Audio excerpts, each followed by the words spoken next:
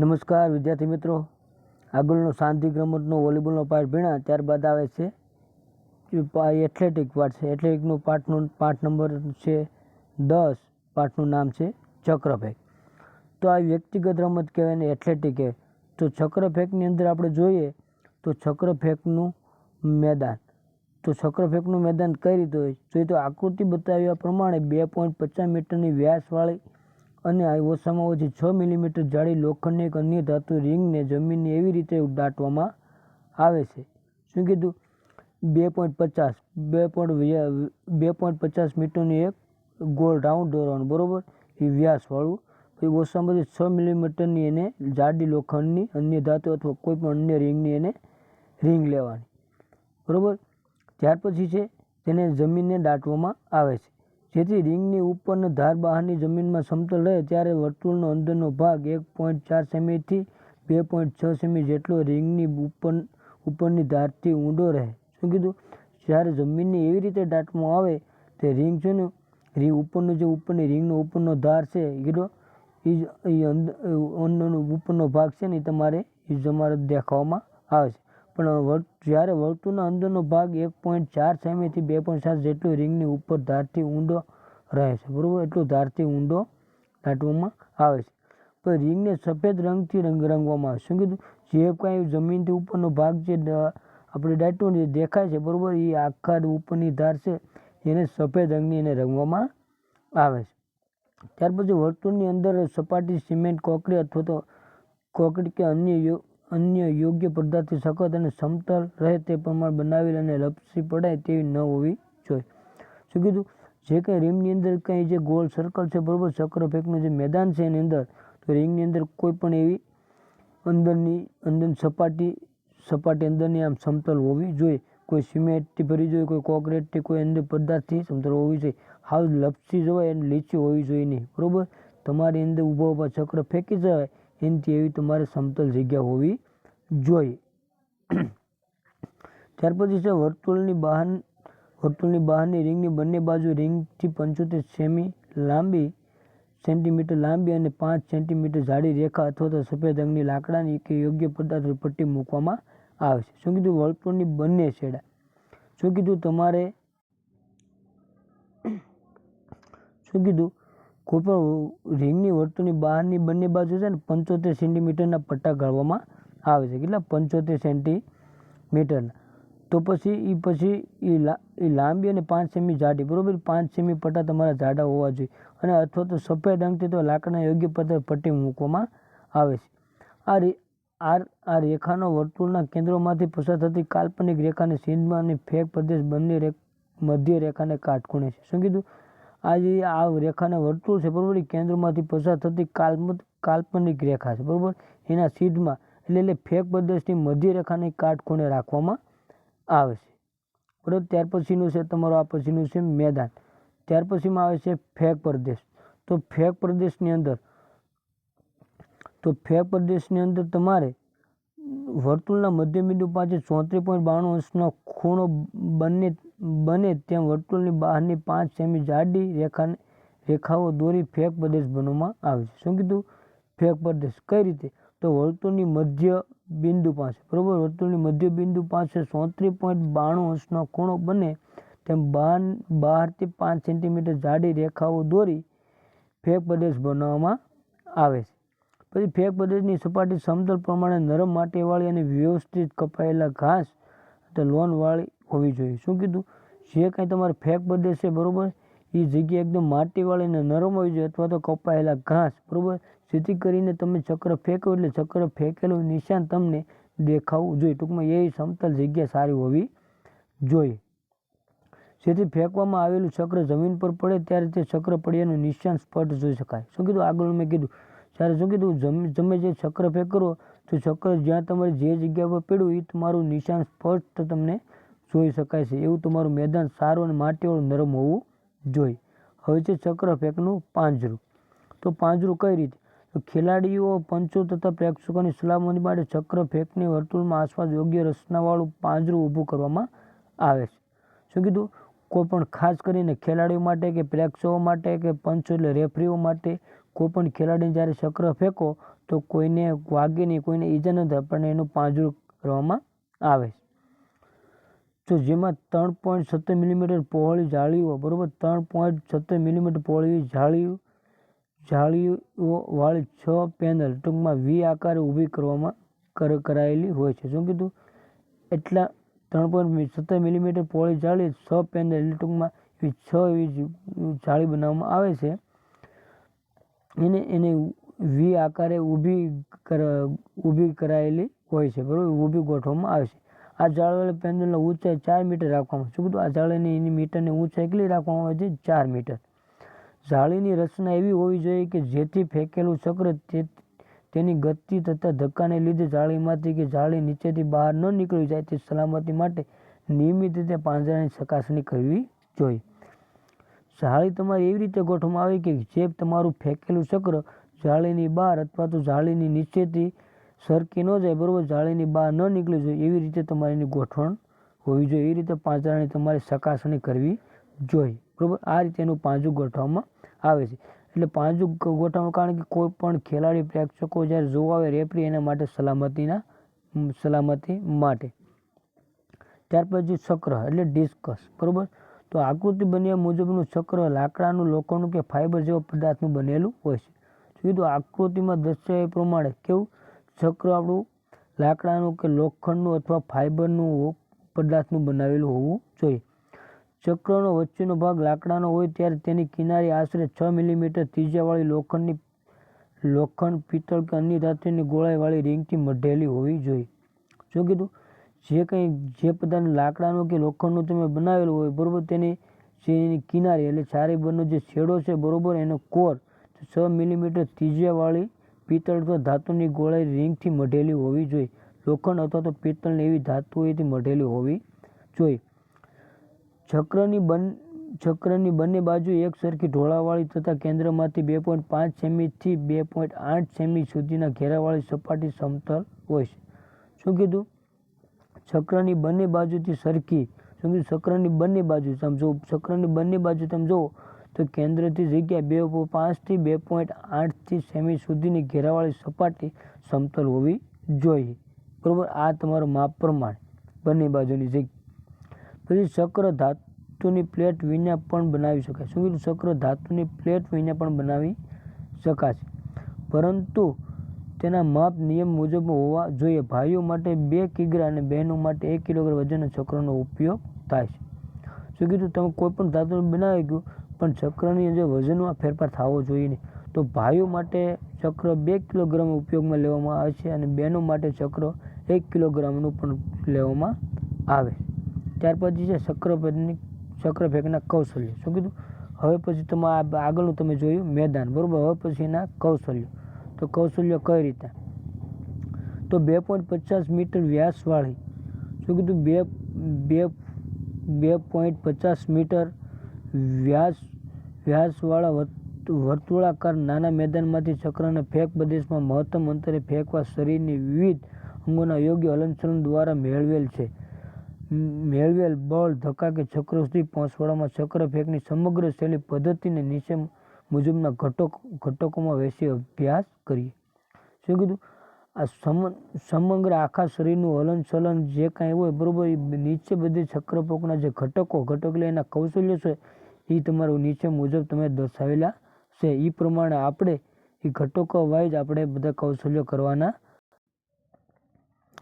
એ પ્રમાણે રહેશે. તો એમાં પહેલું છે જોઈએ તો પકડ, બીજું છે ઉભણી, ત્રીજું છે હાથ ઝોલા, ચોથું છે ફિરકી, પછી છે ફેંક, પછી છે સૂટ અને પછી છે પગબધ. કુલ ચક્રફેંકના કૌશલ્યને 7 ઘટકોમાં વહેંચવામાં આવ્યા. ટૂંકમાં 7 પ્રકારમાં વહેંચવામાં આવ્યા. તો 7 પ્રકાર આપણે જોઈએ નીચે મુજબ છે. એમાં પહેલું છે પકડ. તો ચક્રને કઈ રીતે તમે પકડ લેશો? ટૂંકમાં ચક્રને હાથની અંદર કઈ રીતે તમે પકડ લેવામાં આવે એટલે ગ્રીપ. તો ચક્રને ફેંકવા માટે હાથમાં પકડવાની રીતને પકડ કહેવામાં આવે છે. શું કીધું? ચક્રને ફેંકવા માટે જે કંઈ આપણે પકડવાની રીતને પકડ કૌશલ્ય કહેવામાં આવે છે. તો મજબૂત હાથમાં ચક્રને કઈ રીતે પકડવું તેનો મુખ્ય આધાર સ્પર્ધકના હાથ અને તેની આંગળીઓની લંબાઈ પર રહેલો હોય છે. શું કીધું? ચક્ર ફેંકની અંદર ચક્ર કઈ રીતે પકડવું? એ ખેલાડીનો મજબૂત હાથ બરોબર અંતમાં તેની આંગળીઓ ઉપર આધાર રહેલો, જેની કેટલી એની આંગળીઓ લાંબી હોય એની ઉપર આધાર રહેલો હોય છે. જો કોઈ ખેલાડી ચક્રપેકની અંદર હાથ મોટા અને આંગળીઓ લાંબી હોય તેને ચક્ર થોડુંક ઇઝી પકડવામાં લાગે છે. ચક્રને સારી રીતે ધકેલી શકવાનો મોટો આધાર ચક્ર પર હાથની પકડનો છે. બરોબર, ચક્રને આગળની રીતે તમે જે ધકેલવા શું કીધું, ચક્રને આધાર મોટો આગળ એને ગતિમાં ધકેલવા આખો ચક્રનો આધાર આપણા ખેલાડીના હાથની અંદર હોય છે. આથી ચક્રને સમતોલ રાખી તેને ફરવામાં ગતિ કે વેગ મળે તે રીતે મજબૂત હાથથી આંગળીઓના ટેરવાઓ વડે ચક્રને કિનારી ઉપરથી પકડવામાં આવે છે. શું કીધું, ચક્રને આગળ ધકેલવા માટે, બરોબર, ને ચક્રને સમતોલ એટલે ચક્રને આપણા હાથમાં આમ અગડગ રાખવા માટે, બરોબર, સમતોલ રાખવા માટે હાથની આંગળીનો ટેરવા, જે આગળ હાથની આંગળીઓનો જે શરૂઆતનો ભાગ છે, બરોબર, હાથની આંગળી શરૂઆતના જે ટેરવા છે એની ઉપર આધાર રહેલો છે. ત્યાર પછી છે ટેરવો ઉપર તમને ચક્રને પકડવામાં આવે છે. તો હથેળો ચક્રને ચીપકેલી તથા અંગૂઠો ચક્રની ઉપરના કાંડાની સીધી રેખામાં પ્રસરેલો રહે છે. ચક્રની નીચેની આકૃતિ દર્શાવ્યા પ્રમાણે 4 રીતે પકડી શકાય છે. ચક્રને 4 રીતે પકડી લેવામાં આવે છે. બરોબર, 4 રીતે હથેળીમાં, આંગળી ટેરવામાં, અંગૂઠા વડે, બરોબર, આખી રીતે આખી હાથની અંદર પ્રસરેલું ચક્ર હોવું જોઈએ. તે પ્રમાણે ચક્રને 4 રીતે પકડી શકાય. તો એમાં પહેલું છે એ, બરોબર, તો એની અંદર જોઈએ તો 4 રીતે. તો પેલું એ, આ પ્રકારના આકૃતિમાં દર્શાવ્યા મુજબ બધી આંગળીઓ ચક્ર પર પ્રસરેલી હોય છે. શું કીધું, આપણે એની અંદર જોઈએ તો એ તમે જોયો, તમે આકૃતિમાં દર્શાવ્યું હોય એ આકૃતિમાં 4 આંગળીઓ આપણે ચક્રની 4 આંગળીઓ ટેરવા પર આપણું ચક્ર પ્રસરેલું છે. બરોબર, તમામ આંગળીઓના પ્રથમ વેઢાથી ચક્રને કિનાર સુસ્ત રીતે પકડેલા હોય છે. સમતોલન માટે તથા ચક્રને હાથમાંથી છોડ્યા પછી ભ્રમણ વધારે તક આપતી હોવાથી વધુ અનુકૂળ પડે છે. શું કીધું, બધી જે આંગળીઓના આપણા આંગળીની વેઢા છે, બરોબર, એ વેઢા પહેલા આંગળી આપણે વેઢા છે એની ઉપર તમારું ચક્ર તમારે પકડેલું હોવું જોઈએ. બરોબર, એ હાથમાંથી છોડ્યા પછી ભ્રમણ વધારે તક આપી હોવાથી અનુકૂળ. બરોબર, જ્યારે તમારે હાથમાંથી છોડ્યા તમારી આંગળીઓ વધુ તાકાત આપે છે. બરોબર, તે પ્રમાણે લાંબા હાથવાળા ખેલાડીઓ માટે આ પ્રકારની પકડ વધુ અનુકૂળ રહે છે.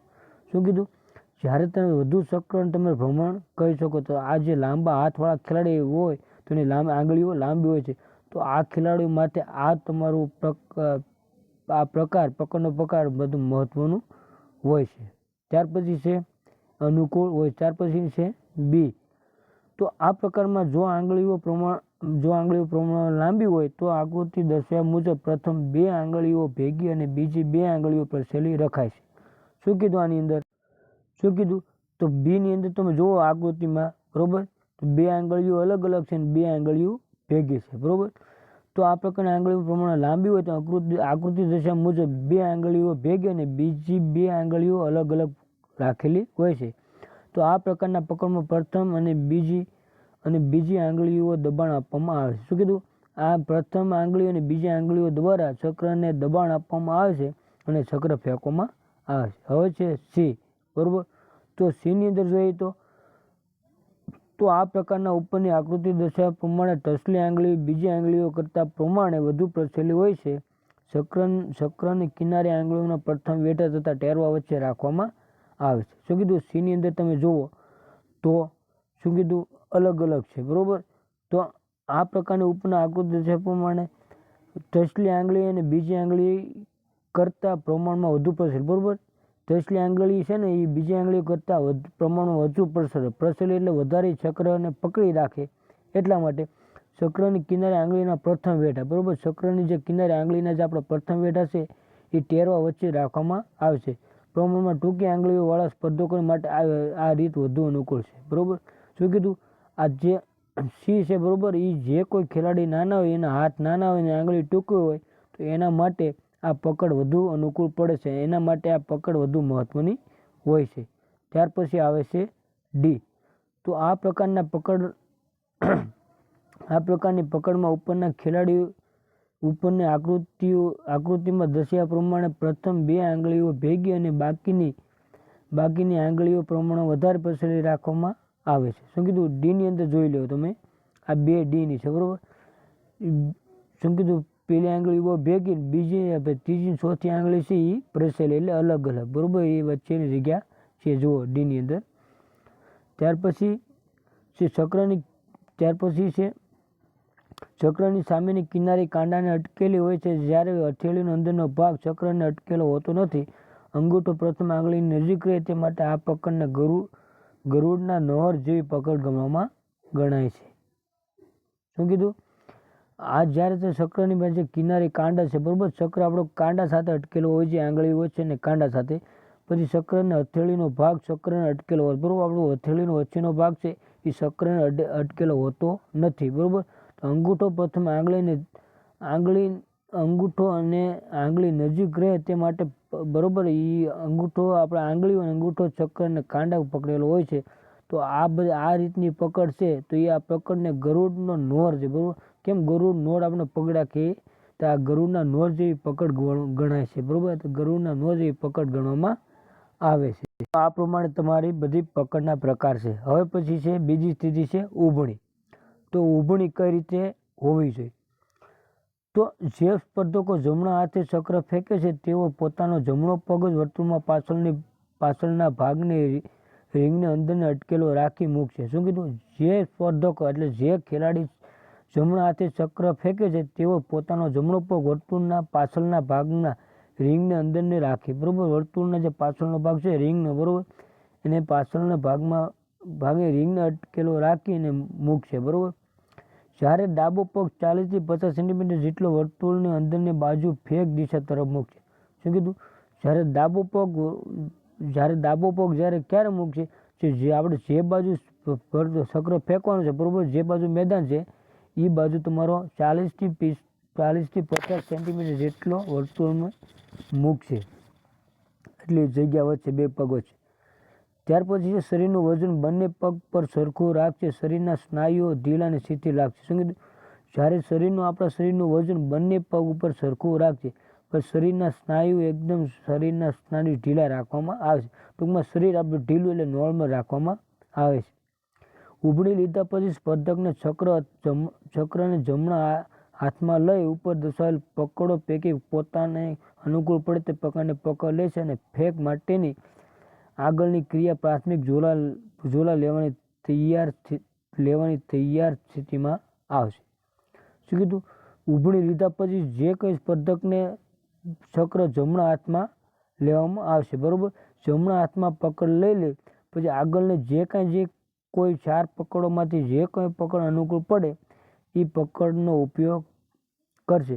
પછી માટેની આગળની પ્રાથમિક ઝોલા, બરોબર, પછીનું આગળનું કૌશલ્ય કરશે. ત્યાર પછી છે ત્રીજું છે હાથ ઝોલા, બરોબર.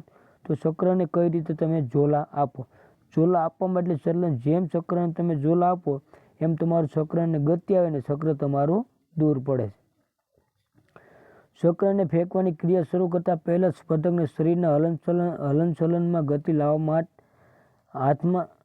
લાવવા હાથના 2 થી 3 ઝોલા લે છે. શું કીધું? શરીરને ગતિ લાવવા માટે, બરોબર, આપણું શરીરને ગતિ લાવવા માટે ચક્રને આગળ દૂર ફેંકવા માટે તમારે શરીરને હલનચલન એટલે ટૂંકમાં ઝોલા લેવામાં આવશે. 2 થી 3 ઝોલા લે છે. જમણા હાથે ચક્ર ફેંકના પ્રાથમિક ઝોલા દરમિયાન ચક્રને ડાબા ખંભા ઉપરથી જમણી બાજુ જમણા ખંભા સુધી લઈ જશે. શું કીધું? ચક્રને જમણા હાથે ચક્રને ફેંકનાર ખેલાડી પ્રાથમિક ઝોલા લે, બરોબર. પ્રાથમિક 2 કે 3 4 જે ઝોલા લે દરમિયાન ચક્રને ડાબા ખંભા ઉપરથી, શું કીધું, ડાબા ખંભા ઉપરથી જમણી બાજુના ખંભા સુધી લઈ જશે. જમણા હાથની હથેળી જમીન તરફ રાખશે. શું કીધું? જમણા હાથની હથેળી કઈ રીતે? જમીન તરફ રાખશે. શરીરનું વજન ડાબા પગ પરથી જમણા પગ પર ખસે. શું કીધું? શરીરનું વજન ડાબા પગ ઉપરથી જમણા પગ ઉપર ખર્ચે છે. ડાબો પગ ઘૂંટણમાંથી શિથિલ રાખશે. શું કીધું? ડાબો પગ ઘૂંટણમાંથી, બરોબર, એટલે ગોઠણમાંથી શિથિલ એટલે ઢીલો, બરોબર, નોર્મલ રાખશે. અને એડી ઊંચી રાખશે, બરોબર. શું પગની એડી છે ને એ કેવી રાખશે? ઊંચી રાખશે. જ્યારે આગળના તરફ ઝોલા લેવાય છે ત્યારે શરીરનું વજન ડાબા પગ પર આવી જશે અને જમણા પગની એડી ઊંચી થશે. શું કીધું? જ્યારે આગળ તરફ ઝોલા લેવા છે શરીરનું વજન ડાબા પગ પર આવી જશે અને જમણા પગની એડી ઉપર ઊંચી થશે. પ્રાથમિક ઝોલા લેવાની ચક્ર પરની પકડ અસરકારક બને છે તેમજ સ્પર્ધકને માનસિક તથા શારીરિક રીતે ચક્કર ફેંકની ક્રિયા માટે તૈયાર થાય છે. શું કીધું? આમ આગળ પેલા ડાબા પગની એડી ઊંચી, પછી જમણા પગ, એમ પગ આગળ પાછળ ઊંચો થશે એડી ઉપર, પછી તમારો પગ આગળ આવશે. એમ તમારે ચક્ર ઝોલા લેતી વખતે તમારા શરીરને ગતિ વધારવા માટે આ તમારે પ્રાથમિક ઝોલા લેવામાં આવે છે. ત્યાર પછી છે ફિરકી. તો ફિરકી ચોથું છે તમારે પીવટ, બરોબર. તો શરીરમાંથી વધારે બળ ધક્કો મેળવવા શરીરને ગતિમાં લાવવું જોઈએ. શું કીધું? જોઈ પણ તમે 2.50 વ્યાસવાળી જે વર્તુળની અંદર તમે તમારા ગતિને તમારે બળ લાવવું તો પડે, બરોબર. તો ચક્ર ફેંક કે બરોબર ગોળા ફેંકની અંદર તમારે એટલી તમે તાકાત લેવા માટે વર્તુળની અંદર તમે જે તમારા જે ગોળ અથવા ચક્ર દૂર ખાવા માટે તમારા શરીરને ગતિ લાવવી પડે. એના માટે આ કૌશલ્ય હોય છે. તો જ્યારે અહીં 2.50 મીટર જેટલી અંતરમાં સીધી રેખામાં શરીરને ગતિ કરવાથી વધુ ગતિ કે ધક્કો મળવાની શક્યતા નથી. તેમજ શરીરને સૂર્ય ગતિને લીધે ચક્ર હાથમાંથી છૂટી પછી શરીર પર નિયંત્રણ રાખવું મુશ્કેલ બનતા ફેંક પ્રદેશમાં જતા રહેવાથી નિયમ ભંગ થતા લીધેલ ચક્ર નિષ્ફળ ગણાશે. શું કીધું? જ્યારે 2.50 એટલી જગ્યા છે, બરોબર. તમારે જ્યારે ગતિ ચક્ર ફેંકની અંદર તમારા શરીરને ધક્કો અથવા ગતિ લાવવા માટે બરોબર આ કૌશલ્યનો ઉપયોગ કરવામાં આવે. જ્યારે આ કૌશલ્યનો ઉપયોગ કરો ત્યારે જ્યારે કૌશલ્ય તમે જે ગતિ કરો તમારા શરીરને તમે જ્યારે ગતિ લાવો, બરોબર, સૂર્ય ગતિમાં લીધે ચક્ર હાથમાંથી છૂટે ત્યારે તમારું જ્યારે એની ગતિને તમારે મેદાનની તમે બહાર ન જાઓ તો ગતિને પાછું સમતોલન રાખવું, નિયંત્રણ રાખવું પડે છે, બરોબર. ચક્રની પાછું સમતોલન રાખવું પડે છે.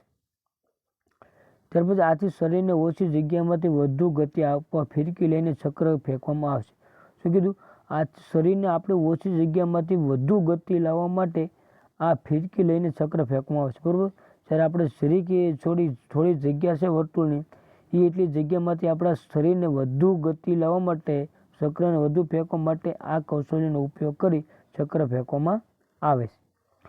તો આકૃતિ દર્શાવ્યા પ્રમાણે ચક્રની પકડવાળો હાથ શરીરના પાછળના ભાગે સૌથી દૂરના છેડે પહોંચી તરત જ ડાબા પગના પંજા પર શરીરને ડાબી બાજુ ઘુમાવવામાં આવે છે. શું કીધું? આકૃતિ તમે જોવો છો, બરોબર. ફિરકી શું કીધું? આકૃતિ પ્રમાણે તમારા ચક્રને પકડવાળો ભાગ છે. શું કીધું? જ્યારે ચક્રની પકડવાનો હાથ શરીરના પાછળનો ભાગ સૌથી દૂરના છેડે પહોંચે તરત જ ડાબા પગના પંજા પર શરીરને ડાબી બાજુ ઘુમાવવામાં આવે છે, ટૂંકમાં ડાબી બાજુ લેવામાં આવે છે. જમણા પગે વર્તુળના મધ્ય બિંદુ સુધી ઉઠાવીને લઈ જવામાં આવે. શું? જમણા પગે વર્તુળના વર્તુળનું જે મધ્ય બિંદુ છે, બરોબર, એને સુધી શરીરને ઉઠાવીને લઈ જવામાં આવે છે જમણા પગ વડે.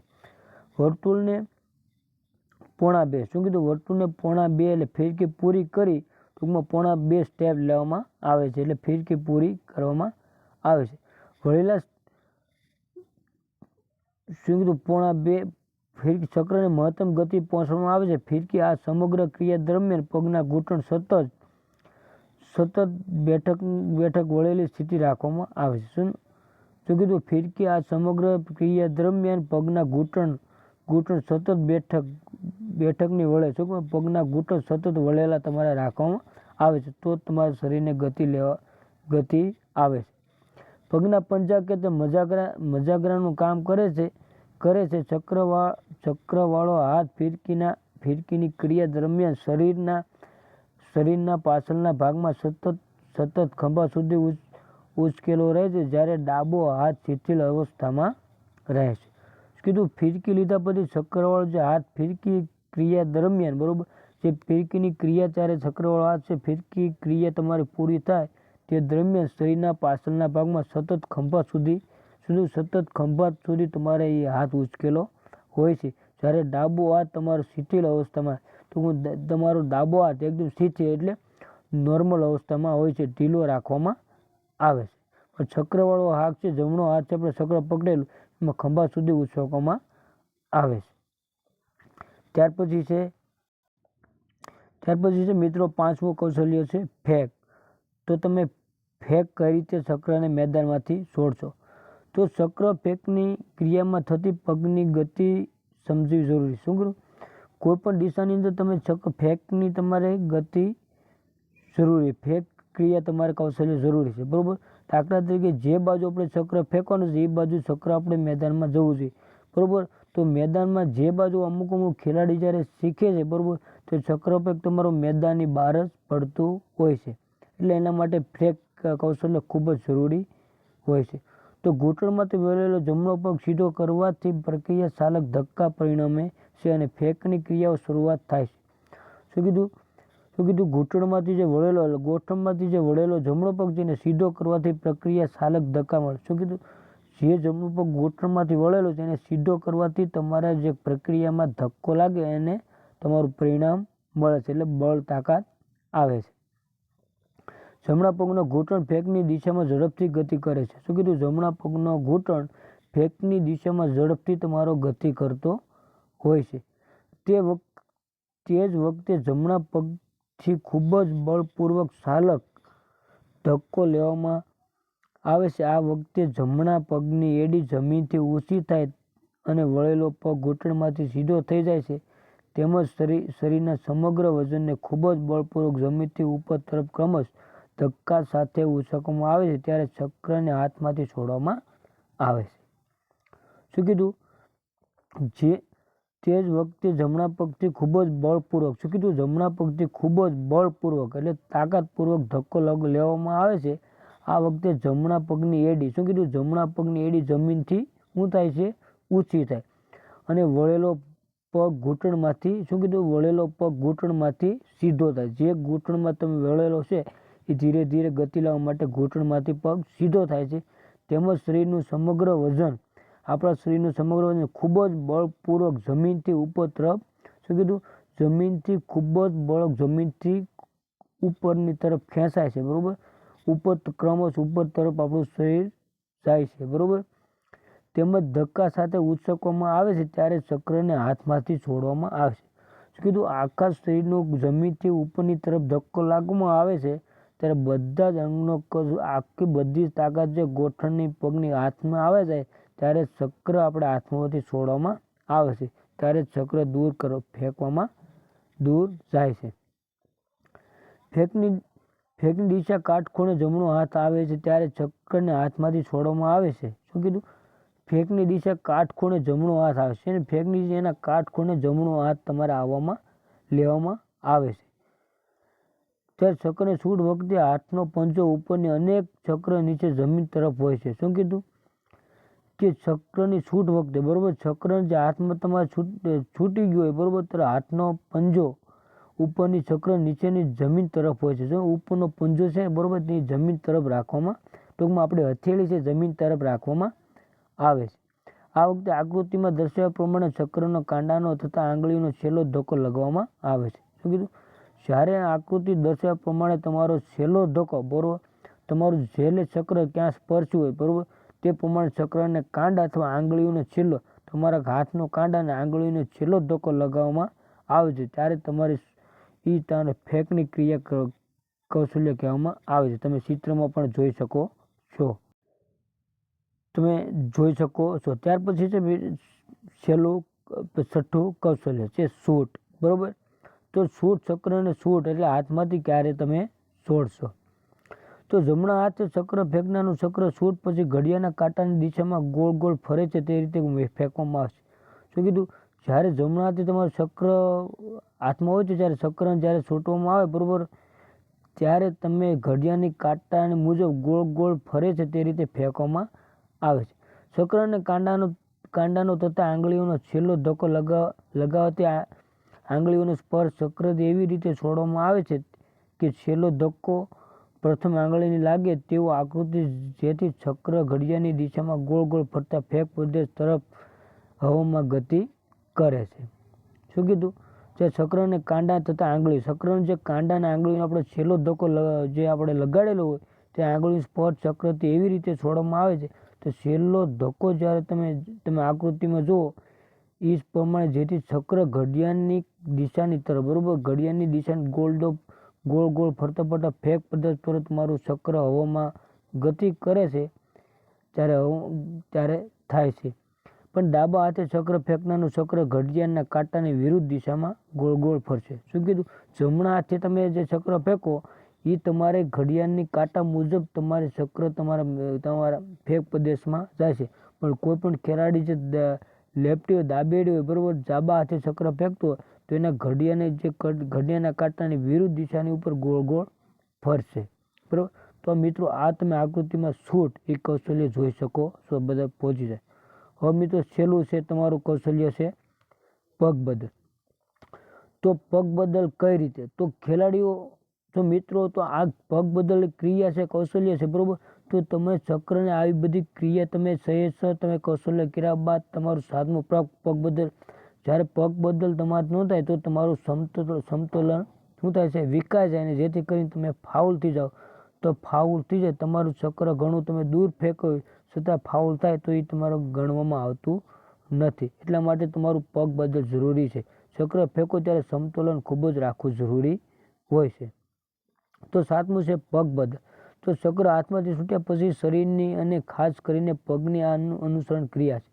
શું કીધું? ચક્ર હાથમાંથી તમે છૂટી ત્યારે ખાસ કરીને તમારા શરીર અને પગની અનુસરણ ક્રિયા છે. કીધું તમારું શરીર અને પગ સમતોલન રાખવું બહુ જરૂરી હોય છે. ચક્ર હાથમાંથી છૂટે તરત જ શરીરની ચાલુ ગતિમાં જ પાછળ રહેલા જમણા પગને આગળના ડાબા પગની જગ્યાએ મૂકવામાં આવે છે અને શરીરની ગતિ નિયંત્રણ રાખી સમતોલન જાળવવા જમણા પગને ઘૂંટણમાંથી વાળવામાં આવે છે. શું કીધું? તો ચક્ર હાથમાંથી તમારું છૂટી ગયું, બરોબર, ફેંકાઈ ગયું ત્યારે શરીરની ચાલુ ગતિ પાછળ રહેલા જમણા પગને આગળના ડાબા પગની જગ્યાએ મૂકવામાં આવે છે ત્યારે શરીરની ગતિ નિયંત્રણ રાખી. શું? ત્યારે શરીરની ગતિ નિયંત્રણ એટલે ધીમી રાખી તમારા શરીરનું સમતોલન જાળવવા માટે તમારા પગને ઘૂંટણમાંથી વાળવામાં આવે છે. એટલે તમારું પગ બદલની ક્રિયા થાય, જેથી કરીને તમે ફાઉલ થાવ નહીં. એટલા માટે સમતોલન બહુ જરૂરી છે. તો મિત્રો તમારા 7 કૌશલ્યો છે, બરોબર. 7 તમારા કૌશલ્ય નીચે મુજબ છે. એ પ્રમાણે તમારે ચક્ર ફેંકવામાં આવે છે. કુલ 7 ઘટકોમાં વહેંચવામાં આવે છે. હવે પછીના છે ચક્ર ફેંકના સ્પર્ધાના નિયમો. તો નિયમો કઈ રીતે? તો તમે જોઈ શકો છો. તો નિયમો તમે જોઈ શકો છો. પહેલા મેં તમે કીધું બધી રમતો, પહેલા મેં કીધું એમ કોઈ પણ રમતો રમે એના નિયમો તમને આવડવા જોઈએ. પહેલા કોઈ પણ રમત તમે રમો એના નિયમો વિશે તમારે ખ્યાલ હોવો જોઈએ. તો ચક્રફેંક સ્પર્ધાના નિયમો. તો ચક્રફેંકની સ્પર્ધામાં ભાગ લેનાર સ્પર્ધકો માટે અહીં કેટલાક મહત્વના નિયમો આપ્યા તે સ્પર્ધકને વધુ ઉપયોગી. શું કીધું? અહીં ઘણા બધા નિયમો તે સ્પર્ધકને ઉપયોગી છે. તેમાં છે પહેલું, ચક્રફેંકમાં ચક્ર ફેંકવાનો ક્રમ ચીઠી ઉપર દ્વારા નક્કી કરવામાં આવે છે. શું કીધું? ચક્રફેંકની અંદર કોઈ પણ ખેલાડીની ચક્ર ફેંકવાની ક્રિયા જે ચીઠી ઉપાડથી નક્કી કરવામાં આવે છે. બીજો છે ચક્ર ફેંકવાના વર્તુળાકાર મેદાનમાંથી સ્પર્ધકે ચક્ર ફેંકવાની ક્રિયા કરવાની રહેશે. શું કીધું?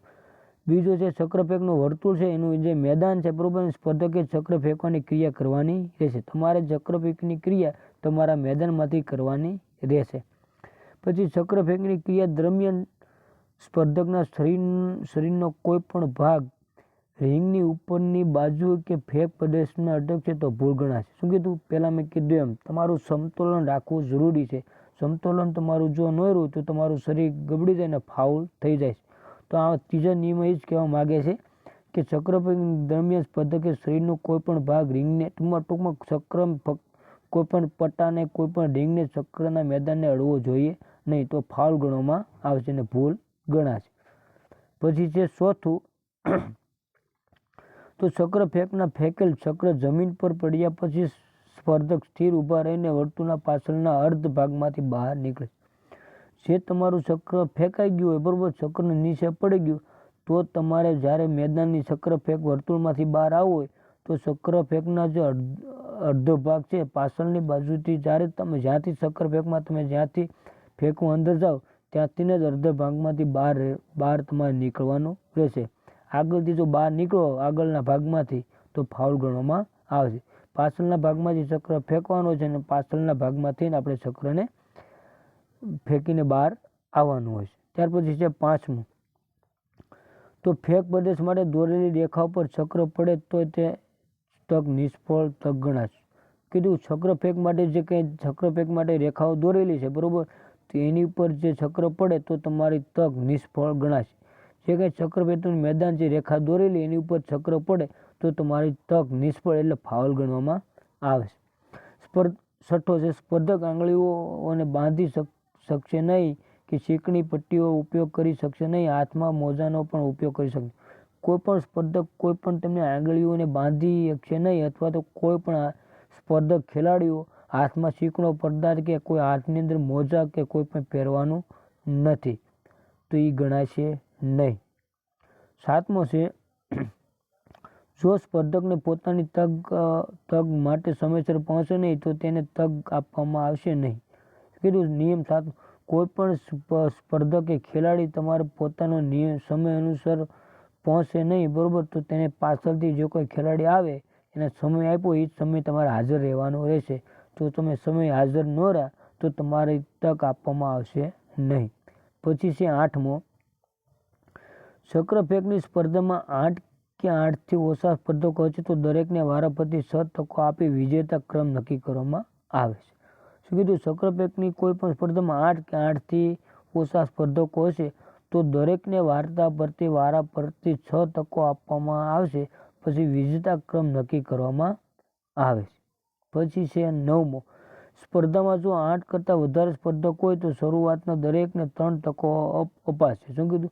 જો કોઈ 8 કરતાં 8થી વધુ ખેલાડી હોય તો દરેકને 3 તકો આપવામાં આવશે. દરેક ખેલાડીઓ 8 કરતાં વધુ હોય એના માટે. તો આ 3 તકોમાં આંખ પરથી 8 ઉત્તમ સ્પર્ધકોને પસંદ કરી તેઓને બીજી 3 તકો આપવામાં આવશે. શું કીધું? તો એમાં જ 8 કરતાં વધારે ખેલાડી હોય તે બધી ખેલાડીઓમાંથી જે કોઈ ખેલાડીને વધારે આંખ ચક્ર ફેંક્યું હોય તેવા 7 કે 8 ખેલાડીને પસંદ કરવામાં આવશે. પછી 8 8 ખેલાડીની પાસે બીજી 3 તકો આપવામાં આવશે. એના ઉપરથી નંબર આપવામાં આવે છે. જો 8 ક્રમ એના કરતાં વધુ સ્પર્ધકો હોય ત્યારે દરેકને અંતિમ સ્પર્ધા સ્થાન આપવામાં આવે છે. શું કીધું? 8મા ક્રમે એક ખેલાડી 1 કરતાં વધુ સ્પર્ધક હોય તો દરેકને અંતિમ સ્પર્ધા સ્થાન આપવામાં. શું કીધું? 8 કરતાં કે 8 જો 8મા ક્રમે ખેલાડી 1 કરતાં વધુ સ્પર્ધક હોય ત્યારે દરેકને બરોબર 8 8 ખેલાડીને અંતિમ સ્પર્ધામાં સ્થાન આપવામાં આવે છે.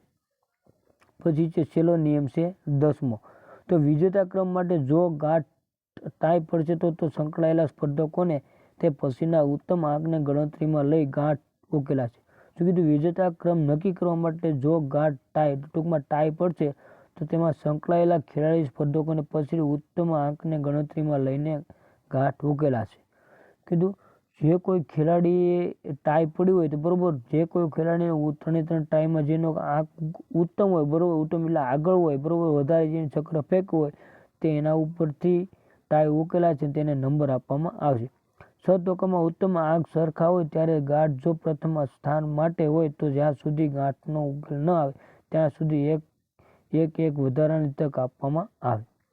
શું જે ખેલાડીએ જો ટૂંકમાં જે ખેલાડીએ વધારે જો ગાંઠ હોય બરોબર, વધારે ટાઈ હોય તો 8 ખેલાડી હોય અથવા તો 8માંથી 2 કે 3 ખેલાડીઓએ સાચું ચક્ર ફેંક હોય, બેનો સરખો આંક આવ્યો હોય તો રેફરી દ્વારા બેને વારાફરતી વધારે ટાઈ આપવામાં એક ટાઈ વધારે તક આપવામાં આવે છે. એ ટાઈમાં જો વધારે જે ખેલાડી દૂર ચક્રને ફેંકે એને નંબર પાડવામાં આવે છે બરોબર. તો આ મિત્રો તમારો આ ચક્રફેકનો પાઠ અહીંયા પૂરો કરીએ છીએ. તમામ વિદ્યાર્થીઓ ચક્રફેક પાઠના આ પાઠના MCQ તૈયાર કરવાના રહેશે બરોબર. MCQ તૈયાર કરીને પાકા કરવા રહેશે અને પરીક્ષાની અંદર પૂછાશે. તો થેન્ક યુ વેરી મચ.